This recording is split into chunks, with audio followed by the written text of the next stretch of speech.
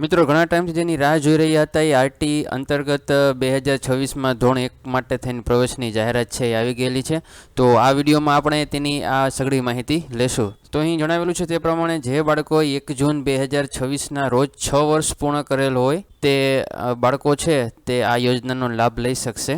તેમાં અગ્રતાક્રમ પણ આપેલા છે કે જે માતા પિતાને એકમાત્ર સંતાન હોય અને તે સંતાન માત્ર દીકરી જ હોય તો તેવી દીકરીના વાલીઓને અહીં ખાસ પ્રાયોરિટી આપવામાં આવે છે, તે તમે અહીં જોઈ શકો છો.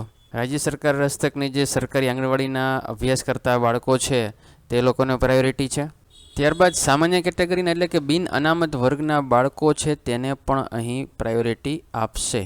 ઈડબ્લ્યુએસ તેમજ સામાજિક અને શૈક્ષણિક રીતે પછાતના વર્ગો છે તે બાળકોને પણ અગ્રતાક્રમ આપવામાં આવશે.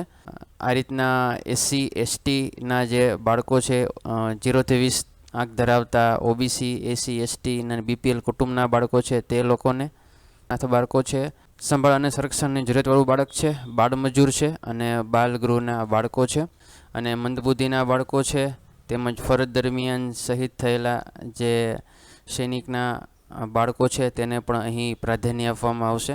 અહીં આવક મર્યાદાની આપણે વાત કરી લઈએ. આવક મર્યાદા અહીં રાખેલી છે શહેરી અને ગ્રામ બંને વિસ્તાર માટે થઈને 6 લાખની આવક મર્યાદા રાખેલી છે. જે ગયા વર્ષે 1.5 થી 2.5 લાખની જે આવક મર્યાદા હતી તે વધારીને અહીં 6 લાખ સરકારે કરી દીધેલી છે.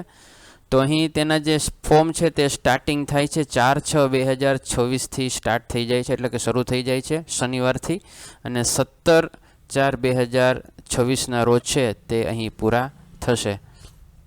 તો તેના માટે થઈને જન્મ તારીખનો દાખલો, રહેઠાણનો પુરાવો, જાતિ કેટેગરીનો દાખલો, સક્ષમ અધિકારીનો આવકનો દાખલો, ઇન્કમટેક્સનું રિટર્ન, ઇન્કમટેક્સ રિટર્ન ન ભરેલો હોય તો તે કિસ્સામાં આવક છે એ આવકવેરા પાત્ર થતી નથી, તેના માટે સેલ્ફ ડિક્લેરેશનનું છે એ ભરવા પાત્ર રહેશે અને આ ફોર્મને ક્યાંય જમા કરાવવાનું નથી. તો આ હતી ટૂંકી માહિતી ધોરણ 1માં પ્રવેશ માટેની.